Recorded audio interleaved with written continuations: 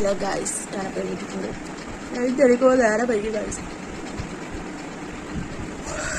അപ്പോൾ ഉറക്കം തെളിഞ്ഞിട്ടില്ല എനിക്ക്. പിന്നെ എനിക്കൊന്ന് നേരം വൈകി. ഇപ്പോൾ 10:48 എണീറ്റ് കുറച്ച് നേരം കിടന്നു, പിന്നെ എണീറ്റ് കുറച്ച് നേരം കിടന്നു, അങ്ങനെ കേട്ടാം. ഇന്നിപ്പോൾ എണീറ്റ് പോയിട്ട് ചായ കുടിക്കണം.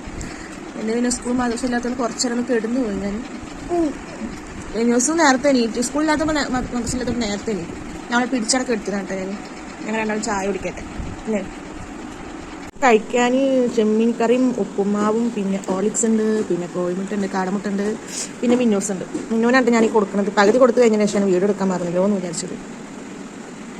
ഇപ്പോൾ നമുക്ക് ഉച്ചയ്ക്ക് നെയ്ച്ചോറ് പള്ളിക്ക് നിൽക്കുക വരുമ്പോൾ കൊടുക്കുന്ന നെയ്ച്ചോറ്, പിന്നെ നമ്മളെ ബീഫ് കറി വെച്ചതുണ്ട്, പിന്നെ സാദാ ചോറുണ്ട്, പിന്നെ നമ്മളെ മത്തിയത്തെ പഞ്ഞീനി പൊരിച്ചതുണ്ട് ഗൈസ്. ഇത് ഭയങ്കര ഇഷ്ടമാണ് കേട്ടോ എനിക്ക്.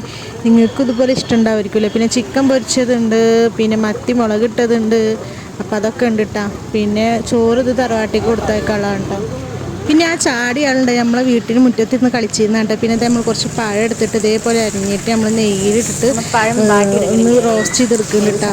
പിന്നെ നെയ്യ് കൂട്ടിക്കഴിഞ്ഞാൽ തടിക്കുമെന്നൊക്കെ ചിലവർ പറയും. പക്ഷെ അങ്ങനെ ഞാൻ മിക്ക ഇതിലും വീഡിയോസിലൊക്കെ കണ്ടത് നെയ്യ് നമുക്ക് കൂട്ടാം, കുറച്ച് അളവിൽ ചെറിയ അളവിൽ കൂട്ടാം.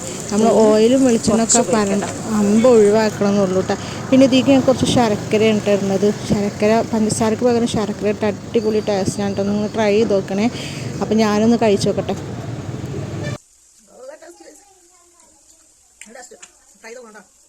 അങ്ങനെ നമ്മൾ മുക്കാലേക്ക് പോവാണ് ഗൈസ്. ഒരു ദിവസത്തെ ലീവിന് വന്നു ഗൈസ്. അങ്ങനെ നമ്മൾ തിരിച്ചു പോകുമ്പോൾ കുറച്ച് സാധനങ്ങളായിട്ടങ്ങനെ പോയി ഇക്ക വിളിക്കാൻ വന്നിട്ടുണ്ട്. ഇക്കാനെ പണി കഴിഞ്ഞിട്ട് ഇക്കാനെ സ്നേഹിതനിക്ക് കൊടുക്കാനാട്ടാ, മുതലാളിക്ക്. അപ്പം ഞാൻ എൻ്റെ ഉമ്മാനൊക്കെ കെട്ടിപ്പിടിച്ച് ഉമ്മ കൊടുത്ത്, ഞാൻ എൻ്റെ ഉപ്പാക്ക് കെട്ടിപ്പിടിച്ച് ഉമ്മ കൊടുത്ത്. ഇത് സ്ഥിരം പരിപാടി ഗൈസ്. അപ്പം അത്രയേ ഉള്ളൂ കേട്ടോ.